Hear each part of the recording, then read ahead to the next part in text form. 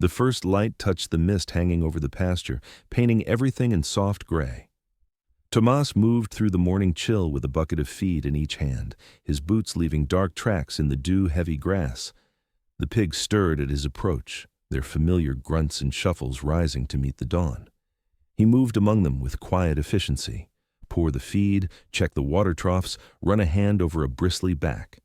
This was the rhythm that kept the ghosts at bay. The simple physical work of caring for these animals had become his anchor.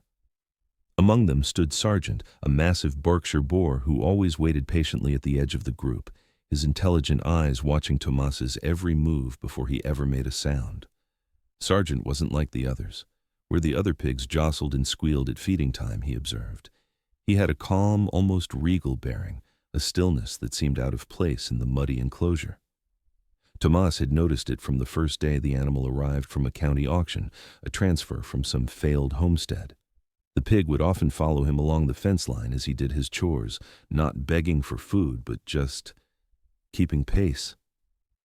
Sometimes Tomas would catch Sargent watching the tree line, his head cocked as if listening for a frequency the others couldn't hear. It was a familiar posture. It was the watchfulness of something that had learned to wait for a threat that never quite arrived. This silent understanding became the quiet center of Tomas's day. The revelation came on a Tuesday. Tomas was scattering the last of the grain, and Sargent moved in to eat. As the big pig lowered his head, the morning sun hit his flank at a sharp angle, cutting through the coarse black hair. And there it was, not a random gash from a fence or a fight, but a pattern. A precise surgical lattice of scar tissue, a cross-hatched patch of smooth, hairless skin about the size of a man's palm. Tomas's hand froze mid-throw. The bucket slipped from his fingers, hitting the wet ground with a dull thud. The pig scattered, but Sargent just lifted his head, watching him. Tomas couldn't move. He knew that pattern. It was a specific, classified dermal regeneration matrix technique. They'd used it in the experimental combat surgical unit at Landstuhl.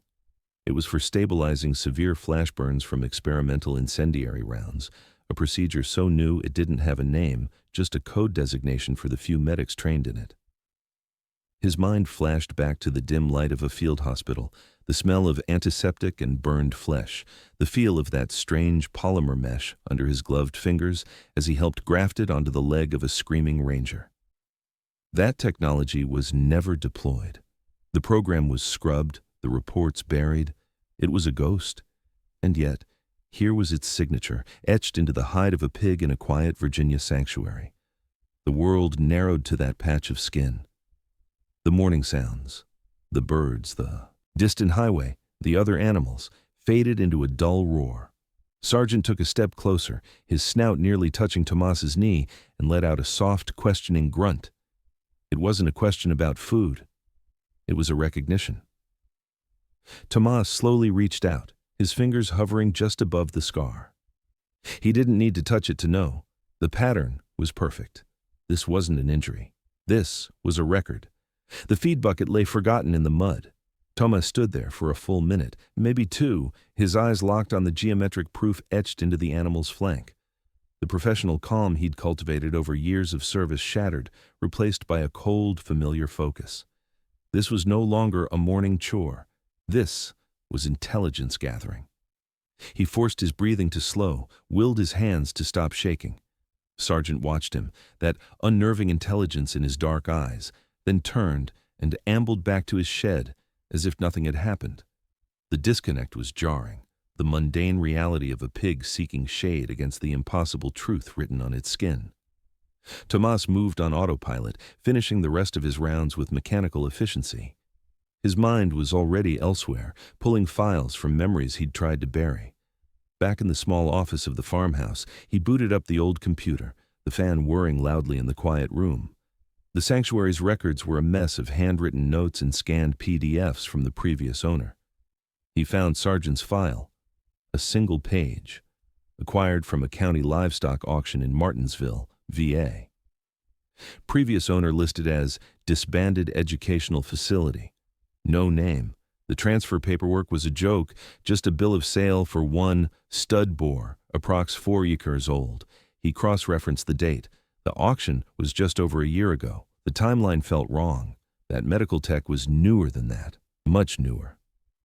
He picked up the phone, his thumb hovering over the keys. He adopted the flat, slightly bored tone of a paperwork-weary farmer. He called the auction house. The man on the other end sounded like he'd been chewing tobacco for 40 years. Martinsville Livestock, Bud speaking. Tomas explained he was updating his records and needed a bit more history on an animal he'd purchased. Just a boar, big Berkshire, lot number 47 from your spring sale last year.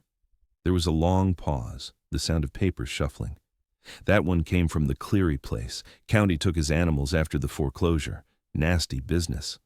Tomas's heart sank. A dead end. But then Bud continued, almost as an afterthought. Though, come to think of it, that big fella didn't come from Cleary's main herd. He was a holdover from the previous tenants, some research group from out of state. Cleary just boarded him, I think. Weird bunch. Paid in cash, never stuck around. A research group. The words landed like a stone in his gut. He thanked Bud and hung up, the plastic receiver slick in his hand. He stared at the Sanctuary's own incorporation papers framed on the wall.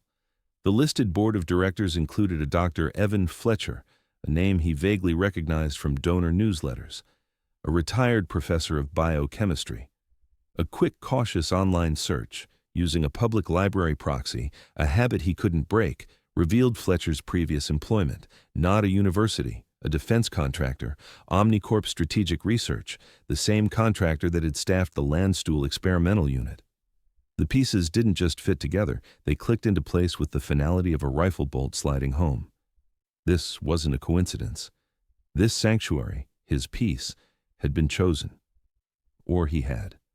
The decision wasn't really a decision, it was an imperative written in that scar. He drove to the city the next day, the familiar tension coiling in his shoulders.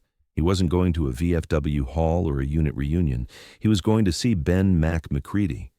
Mac ran a private security consultancy now, out of a sterile office in a glass tower, but his real business was information. He was the keeper of the Rolodex, the man who knew how to find anyone, and more importantly, how to get them to talk. Mac's receptionist buzzed him back without question. The office was all clean lines and silent efficiency, a world away from the dust of the sanctuary. Mac looked up from his desk, his eyes narrowing for a fraction of a second, before a smooth, professional mask slid into place. Tomas, hell of a way to spend your retirement. No handshake. They were past that. Tomas didn't sit. He placed a folded piece of paper on the polished wood. On it, he'd drawn the precise pattern of the scar from memory. He said only 2 words. Project Gjallarhorn. Mac's face went completely still. The air in the room grew thick. He didn't touch the paper. You know I can't talk about that. I'm not asking you to talk, Tomas said, his voice low and steady. I'm telling you it's not buried. Evidence walked right up to my feed bucket. I need to know if there are others. I need to know why. For a long moment, Mac just stared at the drawing, his jaw working. The silence was its own answer. Finally, he let out a long, slow breath, the sound of a man opening a vault he'd sworn was sealed forever. It was supposed to be humane. He almost spat the word. A way to test new field trauma protocols without more of us ending up on the table. The thinking was, pig dermal and organ layout is close enough. They could run hundreds of simulations, test new coagulants, laser sutures, that damn biomesh you're drawing. Tomas felt the room tilt. The clinical description was a stark contrast to the living, breathing animal back at the farm.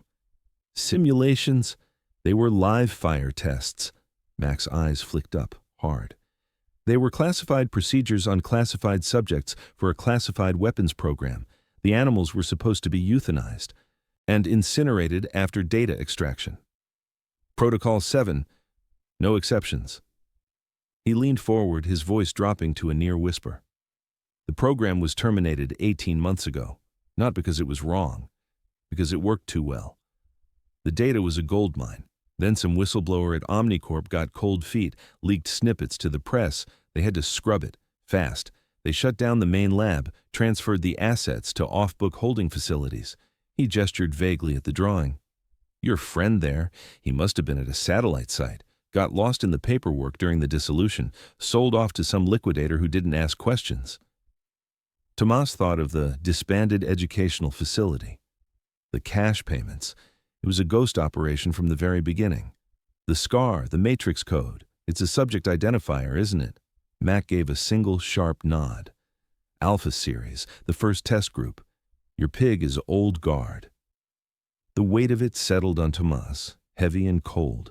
This wasn't just about one animal. It was about a system, a betrayal of trust that ran so deep it had literally been carved into living flesh and then abandoned. He had his confirmation, and it was so much worse than he had imagined. Mac leaned back in his chair, the leather sighing under his weight. The professional facade was gone, replaced by the weary honesty of a man admitting to a sin he'd tried to forget. Gjallarhorn wasn't some rogue operation, Tomas. It was signed off on at the highest levels. The thinking was pragmatic. You can't test a new battlefield coagulant on a simulation. You need to see how it works on real tissue under real stress. The biometric data they were pulling was unprecedented. Heart rate variability under traumatic shock, neurological responses to experimental pain management cocktails, the efficacy of those regeneration matrices you saw. He gestured at the drawing. They weren't just sewing up pigs, they were building a database of mammalian trauma response, a living textbook, and it worked. The data from those trials is directly responsible for the medevac protocols they're using right now. Survival rates for certain injuries have jumped 20%. He let that hang in the air, a brutal calculus. The whistleblower, some idealistic junior researcher, only saw the lab. He saw animals in cages with wires coming out of them. He didn't see the medics in Afghanistan using the techniques that came from it. He just saw the cost. So he leaked it. The press got hold of the animal cruelty angle, and that was that. The Pentagon couldn't afford the scandal. So they buried the program, shredded the public files, and dispersed the assets. Officially, Project Gjallarhorn never existed. The animals were a liability. They were all supposed to be decommissioned. The word was cold, final. The fact that yours slipped through, it's a miracle, or a catastrophic oversight. Thomas thought of Sargent's calm, intelligence, the way he watched the tree line. That wasn't just an animal. That was a veteran of a different kind of war, a subject of experiments that had saved human lives through his suffering. The moral landscape in his mind had just been blown apart, leaving nothing but rubble and smoke. Tomas drove back to the sanctuary in a silence so deep it felt like a physical pressure. The setting sun cast long, accusing shadows across the pastures. He went straight to Sargent's pen. The boar was lying in his shed, but he lifted his head as Tomas approached, his dark eyes catching the last of the light. There was no fear there, only that same steady observation. Tomas sat on the ground in the straw, his back against the rough wood of the shed, and just looked at him. He wasn't seeing a pig anymore. He was seeing a silent witness to a terrible, necessary, unforgivable truth. The anger he'd felt toward the faceless system began to curdle into something else, a profound, humbling responsibility. This creature had borne the cost of progress he himself had benefited from. The weight of that debt was immense.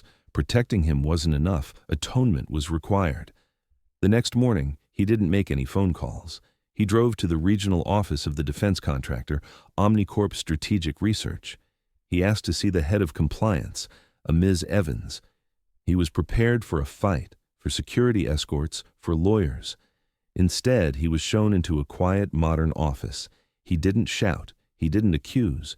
He simply laid a photograph on her desk, a clear, close-up image of the scar on Sargent's flank. He watched her face. She paled, her professional composure cracking for just an instant. She knew. He spoke calmly, precisely. I know what this is. I know which program it came from. I know Protocol 7 was not followed. I am not here to expose you. I am here to ensure it is followed now, for every remaining subject. I want a full, verified list of all dispersal facilities used during the program's dissolution. I want written, legal assurance that any surviving animals will be surrendered to my care, with all associated medical records, and I want a formal endowment to this sanctuary to fund their lifetime care. He left no room for negotiation. He was not a threat. He was a fact. They had failed in their duty, and he was there to ensure they completed it. To his surprise, she agreed within the hour. The potential scandal of one living subject was a threat they would pay any price to contain. He walked out with a secured data drive and a promise of transferred funds. The fight wasn't glorious. It was a quiet, bureaucratic transaction, but it was justice. Back at the sanctuary, everything looked the same, but felt entirely different. The peace was no longer an escape, it was a mission. He walked the fence line, Sergeant ambling beside him. The bond between them had shifted into something unspoken and deep, a mutual recognition of survival, of carrying scars. From wars others would never know about. Tomas made a list of upgrades: better shelters, a dedicated veterinary station, secure pastures. This wouldn't just be a sanctuary anymore. It would be a designated haven, the only one of its kind, for the silent, unwilling casualties of classified research. He found a purpose that reached back into his past and gave it a new, redemptive meaning. He was still a protector. The battlefield had just changed. The paperwork from Omnicorp arrived in a plain envelope, no return address. Inside were transfer of ownership documents for one subject, designated A7, and a bank draft with more zeros than the sanctuary had seen in its entire existence. It wasn't an apology, it was a settlement. Tomas didn't cash it immediately. He first used the data drive to map the network of disbanded holding facilities. There were 7. He spent weeks making quiet calls, using the authority of his new unspoken agreement with Omnicorp to gain access. He found 3 more animals: a sheep with a titanium-reinforced leg bone from orthopedic impact studies, a goat with distinctive ocular implants from laser exposure tests, a dog, a quiet German shepherd, with a cognitive interface port hidden beneath its fur. Each one bore the invisible weight of service they never chose. He brought them home to the expanded pastures, to the new climate-controlled barn the endowment had built. Sergeant greeted each new arrival with a soft grunt, a quiet acknowledgement between old soldiers. The sanctuary's new purpose was never announced with a press release. It simply changed. The sign at the gate remained the same, but the understanding was different. Tomas began working with a network of veteran therapists, creating a program where men and women grappling with their own invisible wounds could come and work with these animals. There was no need to explain the pain to a creature that carried its own. Sergeant became the unofficial greeter, his intelligent eyes seeming to recognize the particular stillness of trauma. He would stand beside a visitor, his solid warmth a quiet comfort, a living testament to survival. Tomas found he was no longer just feeding animals. He was tending to evidence. He was preserving the truth. And in doing so, he was building a different kind of armor, not against bullets, but against forgetting. The evening sun set the pasture ablaze in gold and orange. Tomas leaned against the top rail of the fence, the wood warm under his hands. Sergeant stood beside him, his attention on the fading light. There were no words between them, only the shared understanding of a battle fought and a peace hard won. The intricate scar on the pig's flank was just visible in the dimming light, a permanent dog tag, a classified history written on skin. This was the mission now: to remember, to protect, to ensure that the cost of progress, however hidden, was never completely erased. If this story of quiet resilience found a place with you, share it with someone who understands that some service badges are never worn on a uniform. Subscribe for more tales of duty that never ends.